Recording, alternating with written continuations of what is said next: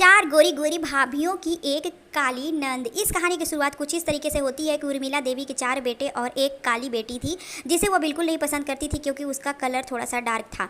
चारों बेटे का शादी इकट्ठे हो रहा था तो भाई लोग बोलते हैं कि बहन मेरे शादी में सारा आगे आगे का रस्म तुम ही करोगी क्योंकि तुम ही एक मेरी लाडली बहन हो। उसकी ये बातें सुनकर उर्मिला देवी बहुत ही ज़्यादा गुस्सा हो जाती है और बोलती है अगर तुम इस मनहूस काली बहन को अपने साथ लेकर के जाओगे तो मैं तुम्हारी शादी में नहीं आऊँगी और कोई भी रस्म नहीं करूँगी। तो तुम फैसला कर लो, ये काली कलूठी तुम्हारी बहन जाएगी या फिर तुम्हें जन्म देने वाली तुम्हारी माँ तुम्हारे शादी में जाएगी।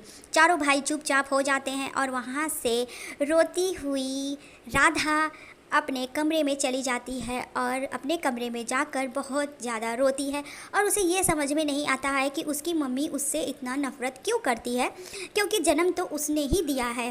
धीरे धीरे करके शादी का टाइम आ जाता है। चारों गोरी सुंदर बहुएं शादी हो जाती है और फिर अपने घर अपने ससुराल चारों बहू आ जाती है। छत पे कोने में खड़ी होकर राधा चुपचाप अपनी भाभीियों को देख रही थी। तभी उसमें से सिया बोलती है कि मम्मी जी मेरी नंद नहीं दिख रही है। जब शादी हो रही थी तो मेरे मम्मी पापा ने बताया था कि तुम्हारी एक नंद है, लेकिन शादी में मुझे कहीं दिखाई नहीं दी, कहाँ है मेरी ननद। तो उर्मिला बोलती है कि तुम्हें बहुत जल्दी है अपनी नंद से मिलने की, उसकी तबीयत ठीक नहीं, वो अपने कमरे में है, जाओ तुम लोग सब अपने अपने कमरे में जा कर के आराम करो और बाद में मिल लेना अपनी प्यारी नंद से। अगली सुबह चारों गोरी बहुओं का पहली रसोई का रस्म होता है। चारों बहुएं किचन में जाती हैं और अपने हाथों से स्वादिष्ट भोजन बनाती है और सभी लोग को परोस कर खिलाती है। सभी लोग उसके खाने की बहुत तारीफ करते हैं। उर्मिला देवी तो कहती है कि तुम लोग सुंदर होने के साथ साथ खाना भी बहुत अच्छी तरह से बनाती हो। सभी लोग खाना खा करके अपने अपने कमरे में चले जाते हैं। तो चारों बहुएं आपस में बातें करती हैं कि हम सभी चलते हैं नंद के रूम में। सभी जाके नंद को देखती है तो नंद बिल्कुल ठीक ठाक थी और वो पढ़ाई कर रही थी। तभी दिया बोलती है कि नंद जी आप तो बिल्कुल सही हैं, तो फिर आप शादी में क्यों नहीं आई। तो राधा अपनी सारी बात बताती है अपनी भाभीियों से कि भाभी मेरी मम्मी मुझे बिल्कुल भी पसंद नहीं करती क्योंकि मेरा रंग थोड़ा सा डाउन है, जिसकी वजह से मेरी मम्मी मुझसे बहुत नफरत करती है।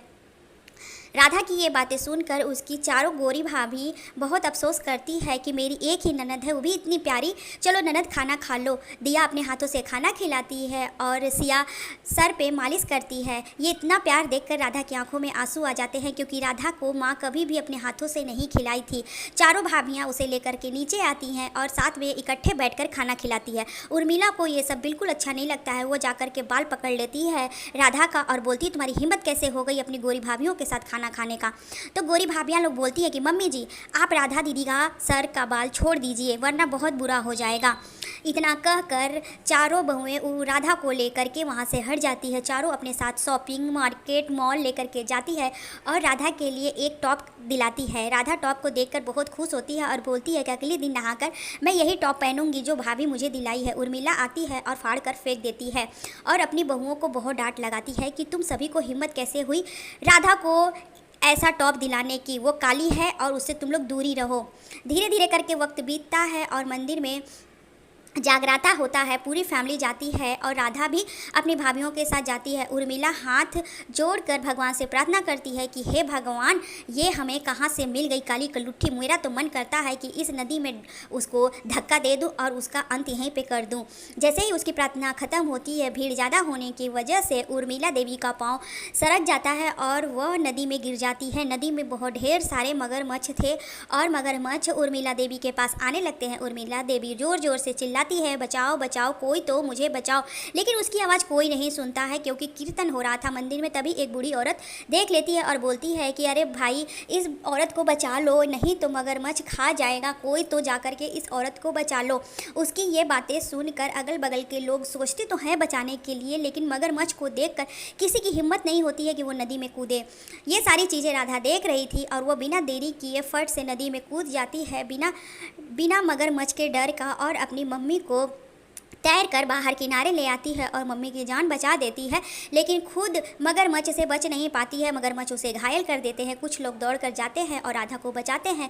फटाफट से हॉस्पिटल लेकर के जाते हैं। राधा बेहोश थी, उसे होश नहीं आया था और उर्मिला देवी मन ही मन में बहुत ही अपने आप को कोस रही थी कि जिस बेटी को मैं इतना अपमान करती थी आज वही बेटी मेरी जान बचाई। तभी वहाँ पर चारों गोरी बहुएं आती हैं और उर्मिला देवी को कहती है कि माँ जी देख लीजिए, जिस बेटी को आप इतना नफरत की नज़र से देखती थी और आज उसी बेटी ने आपको जान बचाया और आप इस धरती पे नज़र आ रही हैं।